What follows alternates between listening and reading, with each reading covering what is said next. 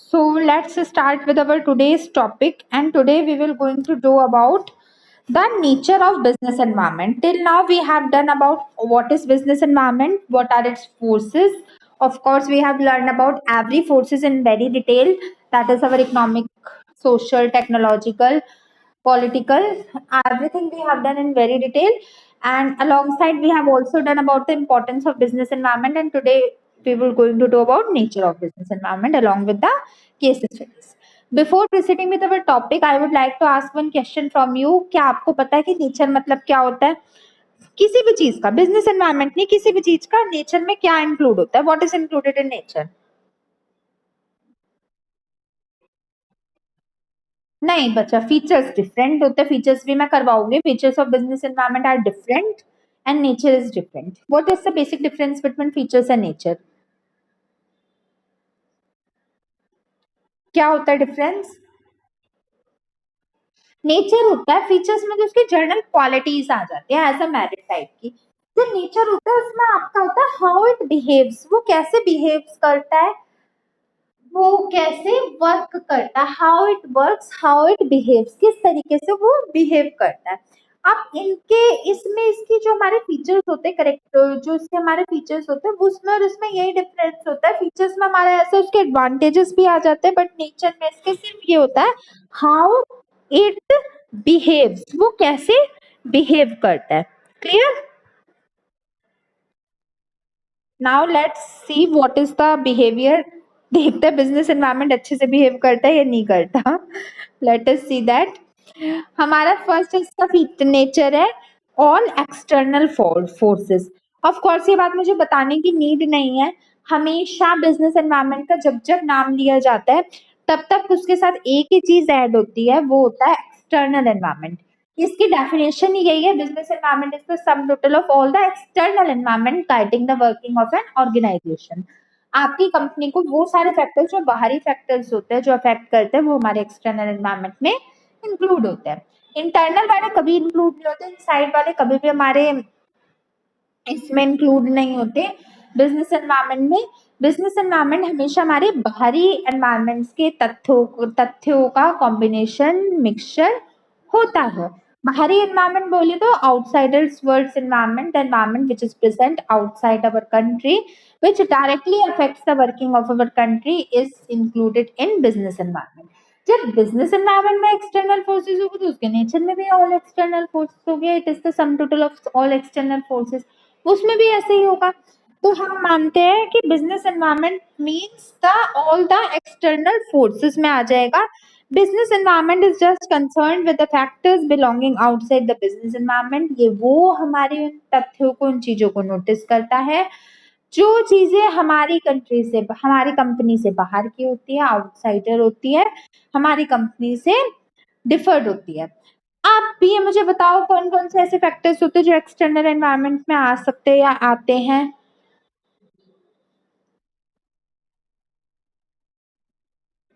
हाँ जी. Very good. Economic, social, political और टेक्नोलॉजिकल और legal. 5 forces are included in your syllabus, and when you will grow up, when you will do post graduation as well as your graduation, तब आपके इससे भी कई सारी इसकी forces आएगी, इसकी further classification. But for now, you just understand that there are 5 forces of business environment which affect the working of it. तो कहने का मतलब ये है कि हमारे बिजनेस एनवायरनमेंट में सारे एक्सटर्नल फोर्सेस इंक्लूड हो जाती है. जो भी हमारे इंटरनल फोर्सेस होते हैं, वो हमारे बिजनेस एनवायरनमेंट का पार्ट नहीं होते. क्लियर? इसमें इंटरनल एनवायरमेंटल फैक्टर्स जो कि होते हैं हमारे, लाइक रिलेशन बिटवीन एम्प्लॉयज, वो हमारे इंक्लूड नहीं होते. This is not the part of it. वो हमारे इंक्लूड नहीं होते. इंटरनल वाले हमारे इसमें इंक्लूड नहीं होते. क्लियर? अब एक बार आप मुझे बता दो ऑल एक्सटर्नल फोर्सेस में क्या क्या आता है.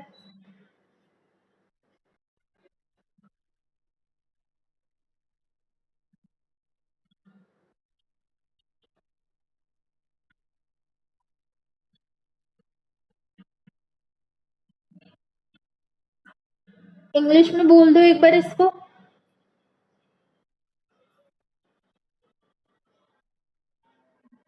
business and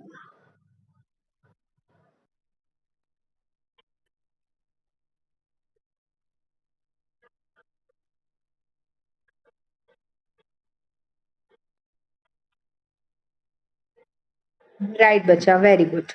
और ये भी एक पॉइंट आप ऐड कर सकते हो, internal environmental factors are not the part of our business environment. Clear? Okay बच्चा, चलो नेक्स्ट देखते हैं हमारा। ये इसी का ही पार्ट है कि इंटरनल एनवायरनमेंट में हमारे कौन कौन सी चीजें इंक्लूड नहीं होती, जैसे relation between employees, superior, subordinates are not the part of business environment. जो रिलेशन हमारा इंटरनल लोगों के साथ होता है वो हमारा इंक्लूड नहीं होता बिजनेस एनवायरनमेंट में। सेकंड पॉइंट हम इसका देख लेते हैं। सेकंड पॉइंट है इसका इंटर रिलेशन। इंटर रिलेशन का क्या मतलब हुआ?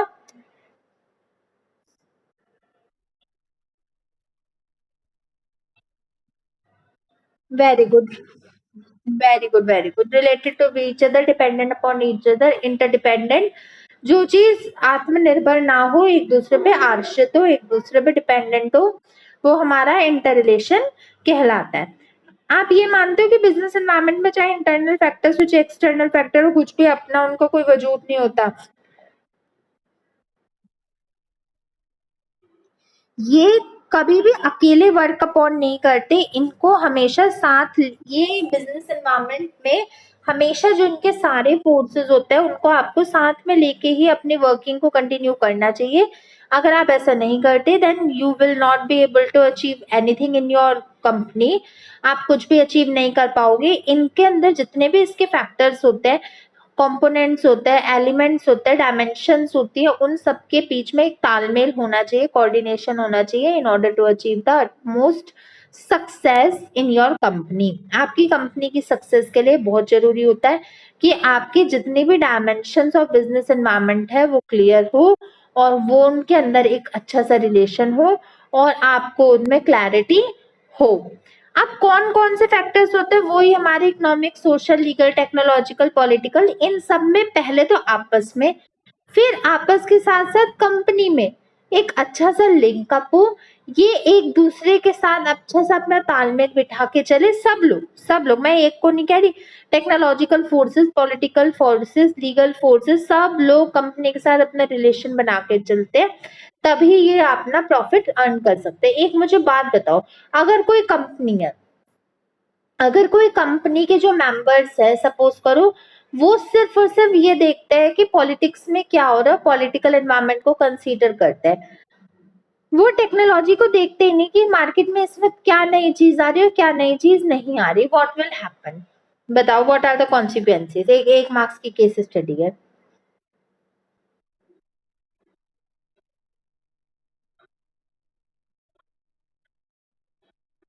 Very good. They would not be able to earn much profit, and their rate of growth will also not much. उनके पास उनका प्रॉफिट रेट भी ज्यादा नहीं होगा। फिर alone they are incomplete. They must be there in relation with each other to come up on the final conclusion. अकेले ये कुछ भी नहीं होते, अलोन ये कुछ भी नहीं होते। इनको एक रिलेशन में आपस में साथ में मिलना ही चाहिए, मिलना ही जरूरी है, इनका आपस में मिलना जरूरी है, ताकि ये एक फाइनल कंक्लूजन पे पहुंच सके। क्योंकि अकेली चीज, मैंने आपको अभी भी बताया, अकेली इंडिविजुअल चीज इसमें बिल्कुल फायदेमंद नहीं होती कंपनी के लिए। कंपनी में आपको डेवलपमेंट करने के लिए, कंपनी के डेवलपमेंटल गोल को देखने के लिए, हर फैक्टर्स ऑफ प्रोडक्शन को, हर डायमेंशन ऑफ बिजनेस को, हर एक पार्टिकल्स को, हर एक एलिमेंट्स को साथ में कोऑर्डिनेट होना बहुत जरूरी होता है, so that development can be there, profit can be generated properly. Clear? चलो रिपीट करो एक बार, इंटर रिलेशन क्या होता है?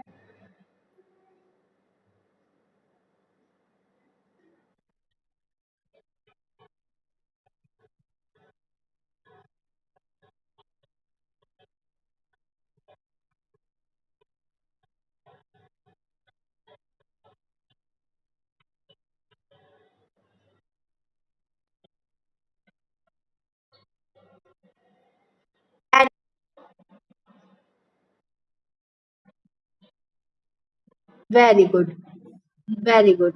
They must have the coordination between each other. Alongside one, a single factor cannot work properly for the organization. Chalo, very good. Third है uncertain. What is the meaning of uncertain? English meaning. Don't consider of business. What is the English meaning of uncertain? Non predictable भी कह सकते हैं. Uncertainty मतलब होती है जिसमें security नहीं होती, श्योरिटी नहीं होती. मीन्स आप ये तो मानते हो कि बिजनेस एनवायरनमेंट आपका डायनामिक फोर्स है. खैर मैंने अभी आपके फीचर नहीं करवाए, अब मैं नेक्स्ट फीचर ही करवाऊंगी, फीचर्स ऑफ बिजनेस एनवायरनमेंट. आप मुझे बताओ, आप ये मानते हो business environment is a dynamic force? What is the meaning of dynamic?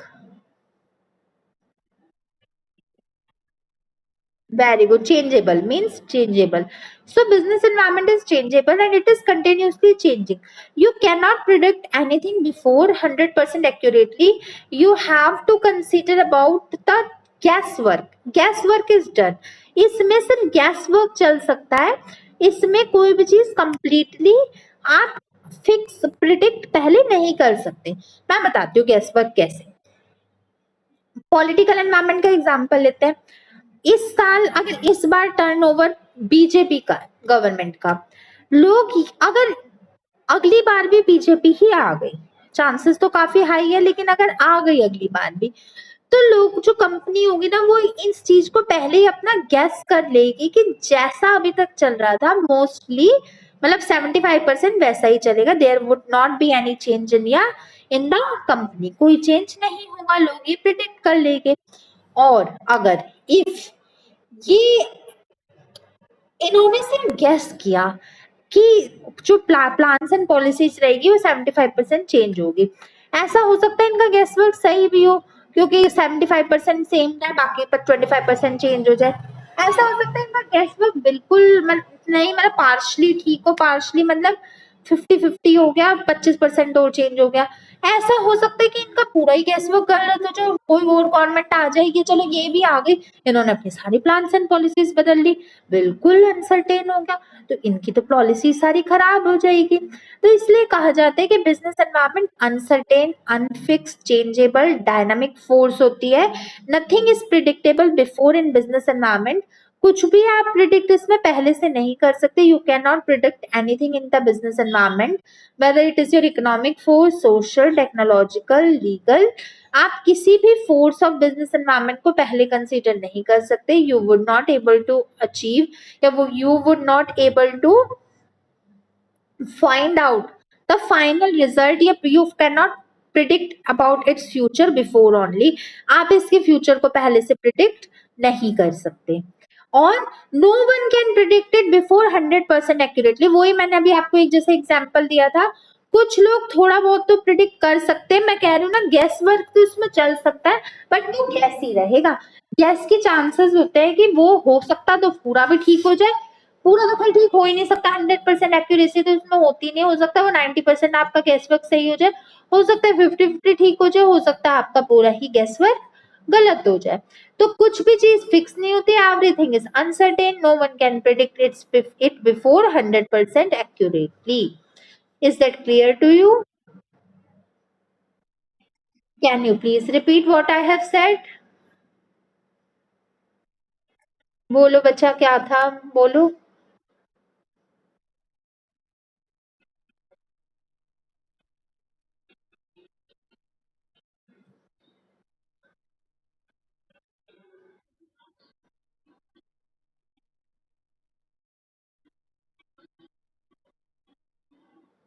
100% fully. Very good.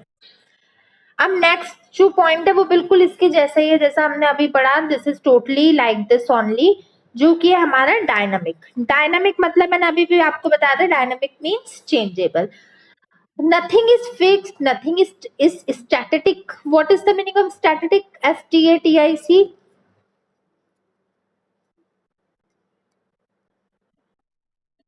Very good. Fixed Nothing is fixed, nothing is static, everything is changeable, every component is changeable, every kind of business environment is changeable. You cannot predict anything before, and it keeps on changing regularly. हर चीज हर वक्त हर समय हर क्षण change होती रहती है, बदलती रहती है. आप किसी भी चीज को फिक्स नहीं मान सकते. Nothing is fixed in this. Business environment is the sum total of all the dynamic forces. Business environment sum total external forces का तो होता ही होता है. ये एक्सटर्नल फोर्सेस के साथ साथ ये सम टोटल हमारा डायनामिक फोर्सेस का भी होता है. One thing is never same और स्टैटिक इन दिस. इसमें कोई भी एक चीज भी इवन कभी भी हमेशा फिक्स नहीं रहती, फिक्स सेम नहीं रहती. It keeps on changing even every hour. हर घंटे हर मिनट हर क्षण इसमें सारी पॉलिसीज सारे फोर्सेस चेंज होते रहते हैं. It even do not have the staticness even for a day. एक दिन के लिए भी ये नहीं रुकती. ये अपने पूरे कह सकते हैं हर घंटे ये बदलती रहती है, हर घंटे ये चेंज होती रहती है. Everything keeps on changing rapidly. हर चीज धीरे धीरे धीरे धीरे चेंज होती रहती है. कोई भी चीज इसमें फिक्स नहीं होती. Everything keeps on changing. हर चीज चेंज होने होती रहती है. Clear. Repeat about dynamic environment.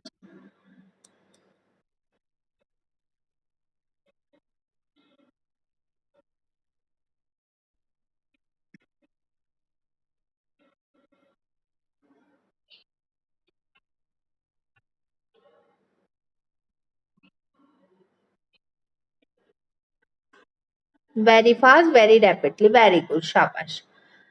यहाँ तक समझ गए. ओके बच्चा. Next is complex. अब ऑफ कोर्स बिजनेस एनवायरनमेंट हमारा कॉम्प्लेक्स तो होता है. क्यों कॉम्प्लेक्स होता है? देखो, अब कहते हैं ना अपने कंपनी के इंटरनली चीजें समझना आसान होता है, कंपनी के बाहर के एनवायरनमेंट को समझना बहुत मुश्किल होता है. जो चीज अपने अंदर हो वो चीज को समझना काफी इजी होता है. जो चीज अपनी कंपनी से बाहर हो उन्हें समझना काफी मुश्किल होता है. क्यों मुश्किल होता है? क्या मुसीबतें आ सकती है इनको बताओ. आप बताओ.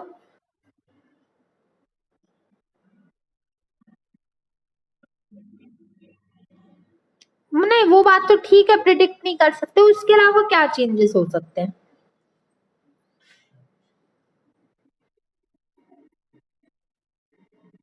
मैं बताती हूँ. उसके अलावा ये हो सकता है हमारा जो कॉम्प्लेक्सिटी में ये होता है कि सबसे पहले एक तो इसमें प्रिडिक्ट नहीं कर सकते, और इसमें it requires a lot of time, lot of patience, lot of study to predict it. अगर कोई प्रिडिक्ट करना चाहे भी तो प्रिडिक्टेशन के लिए भी बहुत ज्यादा समय लगता है, बहुत ज्यादा टाइम लगता है, और बहुत ज्यादा नॉलेज रिक्वायर्ड होती है. अगर किसी पर्सन को पता ही नहीं, सपोज करो कॉमर्स के अलावा कोई पर्सन है ना. हम कॉमर्स वालों को तो पता है what are the forces of business environment. कोई साइंस का बच्चा है, अब कंपनी में तो वो भी जॉब करेगा, हम भी जॉब करेंगे. तो जो लोग कंपनी में जॉब करते हैं तो उनको इस बारे में बिल्कुल नहीं पता होगा, being the science side student, कि what are the forces of environment, unless and until उन्हें कोई बताएगा नहीं. ऐसा हो सकता है हमारी तरह कोई कॉमर्स का इंटेलिजेंट बच्चा जाके उन्हें बता दे, तो अलग बात है. अगर उन्हें ना पता हो तो उनको उनको बिल्कुल नहीं पता होगा कि कौन सी फोर्सेस या कितनी फोर्सेस ऑफ एनवायरनमेंट होती है. तो मैं यही कहती हूँ कि जो हमारी फोर्सेस ऑफ बिजनेस एनवायरनमेंट होती है ये बहुत ही कॉम्प्लेक्स होती है, क्योंकि इसकी नॉलेज होना भी बहुत कॉम्प्लेक्स होता है. अनलेस एंड अनटिल आपने इनके बारे में पढ़ा ना हो, आप इनको एक जर्नल स्क्रैनियो के वाइज नहीं ले सकते. अब भैया प्लान्स एंड पॉलिसीज को तो टेक्नोलॉजी की, पॉलिटिकल की, इकोनॉमिक, सोशल को तभी कंसीडर करोगे जब आपको पता होगा कि वो होता क्या है. अगर आपको यही नहीं पता कि कोई चीज है क्या, then what you will predict about it. आप उसके बारे में क्या प्रिडिक्ट कर सकते हो? जब तक आपको उसके बारे में फुल डीपर नॉलेज नहीं होगी, you will can never predict anything about it, you will never study anything about it, you will never get the benefit of it. तो इसलिए कहा जाता है बिजनेस एनवायरनमेंट एक बहुत ही कॉम्प्लेक्स एनवायरनमेंट होता है. इसको बहुत डिफिकल्टी होती है स्कैन करने में. It is very hard to scan. इसे स्कैन करने में बड़ी दिक्कतें आती है और बहुत ज्यादा मेहनत लगती है, हार्ड वर्क लगती है इसे प्रिडिक्ट और स्टडी करने में. क्लियर. रिपीट करो.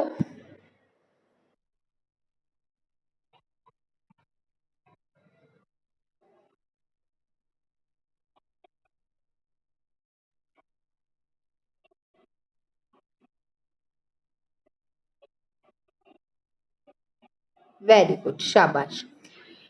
Last nature is relativity. Relative nature मतलब होता है, it means that some condition has different impacts on different business. इसका मतलब होता है कि कुछ चीजों का इम्पैक्ट डिफरेंट होता है डिफरेंट चीजों पर।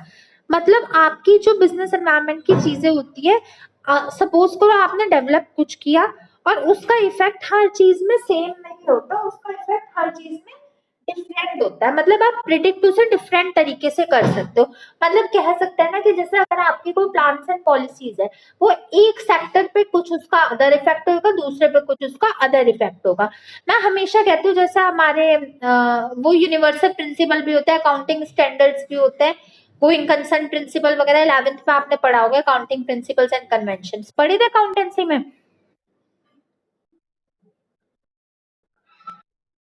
पढ़े थे, चैप्टर था ये, था बिजनेस का, अकाउंटिंग प्रिंसिपल्स, गोइंग कंसर्न। आपने नहीं पढ़े? ओके, चलो कोई बात नहीं।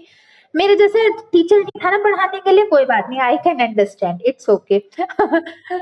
अगर पूछोगे तो मैं अब बता दूंगी, अगर टाइम बचा हमारे पास 12th का सिलेबस के बाद तब मैं बता दूंगी। तो जो है काउंटिंग प्रिंसिपल्स होते हैं ना मैम, उसमें भी यही चीज होता था कि आपके वो प्रिंसिपल बन तो कॉमनली सब जगह जाते थे, बट उन्हें अप्लाई डिफरेंट तरीके से किया जाता था हर कंपनी में। तो रिलेटिविटी का मतलब यही होता है कि इसकी जो कंडीशंस होती है वो होती तो सेम है, लेकिन उनका इम्पैक्ट डिफरेंट होता है डिफरेंट बिजनेस में। क्लियर? अब ये लास्ट वाला चलो मत रिपीट करो, 2 ही लाइनों का था। कैसा लगा इसका नेचर? कंक्लूजन में हम पूछ रहे थे इसका नेचर आपको कैसा लगा? अच्छा नेचर है बिजनेस एनवायरनमेंट का या गंदा है?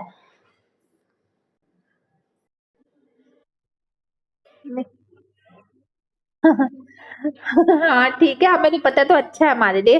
कंक्लूजन में आप लिख देना hence it can be concluded that, जैसे करेक्टर स्केच लिखते हैं ना इंग्लिश का, इंग्लिश में hence it can be concluded that, जैसे कोई भी नाम लिख लो, grandmother has this this this this this this this features as characteristic, ऐसे ही इसमें भी लिखते हो hence it can be concluded that business environment has, जो भी आपके वो है, complex, relative, dynamic, complex and inter related nature.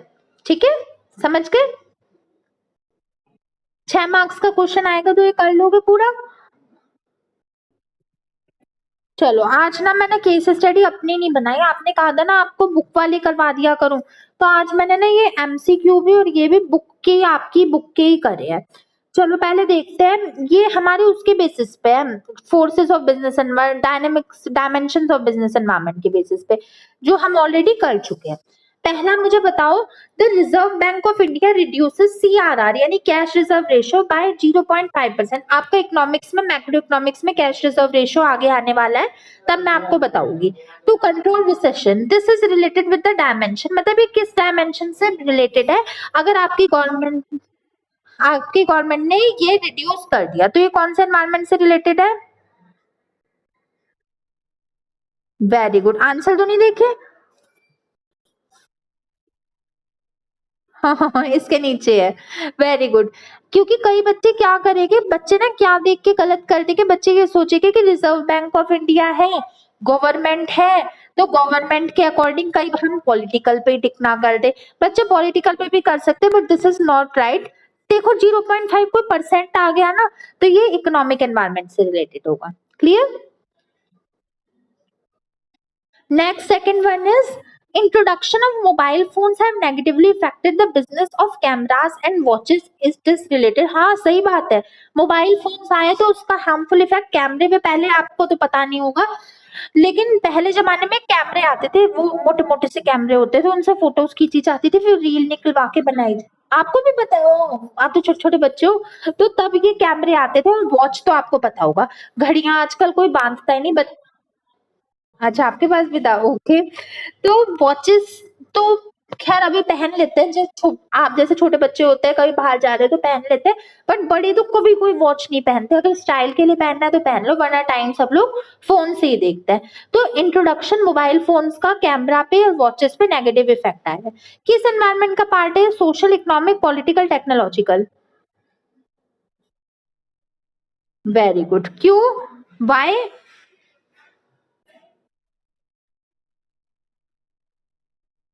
Very good, mobile phone is related to technology और इसमें टेक्नोलॉजिकल ही अपग्रेडेशन हुआ है, शाबाश।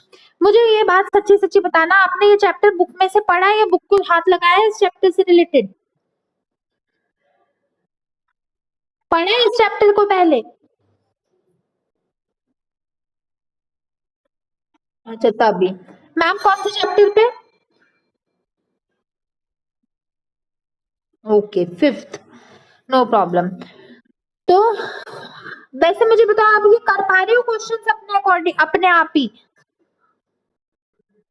क्योंकि मैम को तो इतना कंसीडर मत करो, मैंने पहले ही कहा था वो इतना ज्यादा डीप में नहीं करवाते और उनका फर्ज भी नहीं है करवाना।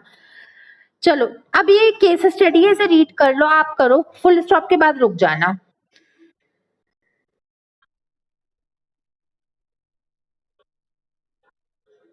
ममता जो राइस फूड लिमिटेड है वो राइस की बहुत ही अच्छी प्रोड्यूसर है, अच्छी प्रोड्यूसर है राइस की। आगे।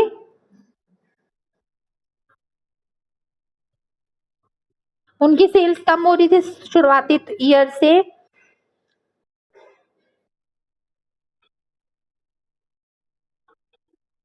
जो इनके एमडी थे मिस्टर भगवान, वो इस सिचुएशन से बड़े डरे हुए थे।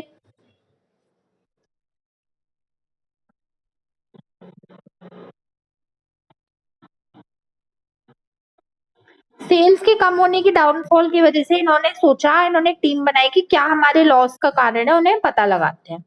आगे।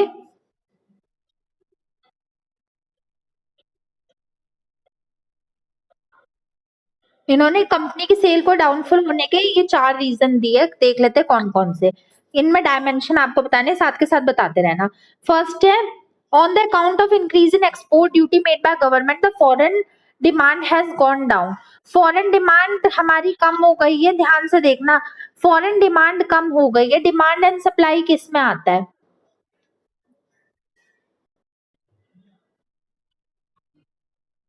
नहीं बच्चा, आपको ये डायमेंशन मैंने बताया ना, डायमेंशन ऑफ बिजनेस एनवायरनमेंट की है। स्पेसिफिक प्लान्स का तो हमारा उसमें था, इकोनॉमिक्स में। हाँ, मैं ये तो कह रहा हूँ इकोनॉमिक्स में पहुंच गए। इसमें बस 5 एनवायरनमेंट में से बताओ, 5 फोर्सेस ऑफ एनवायरनमेंट में से कौन सा हो सकता है? कौन सा?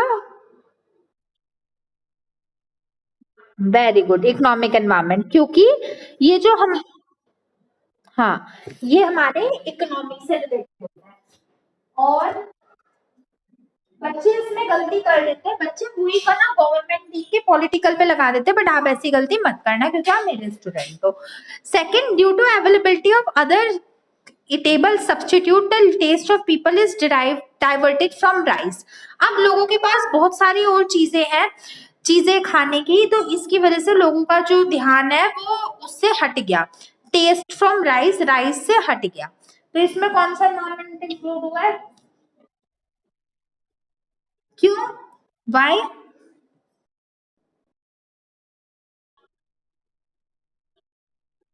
Very good.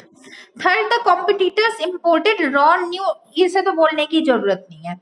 आगे इसमें तो न्यू टेक, हाँ लिखा ही हुआ, न्यू टेक्नोलॉजी आ गई।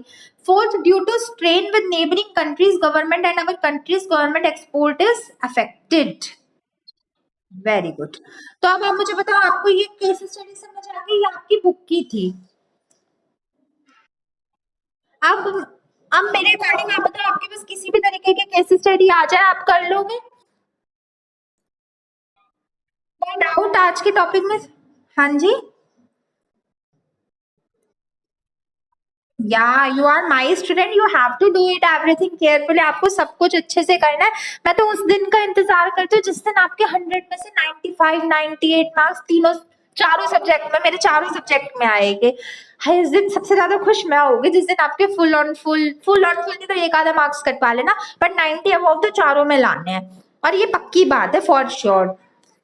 और आ जाएंगे। अकाउंट्स का थोड़ा सा भी मैं आगे देखती हूँ, वरना बिजनेस इकोनॉमिक्स और इंग्लिश में तो आ जाएंगे। आएंगे ना? हाँ जी बाबू, तो आपने इसे करना। हाँ, बस ऐसी मेहनत करते रहो। खैर मैं आपको तो ये तो कह भी नहीं सकती कि आप मेहनत नहीं करते, बहुत करते हो।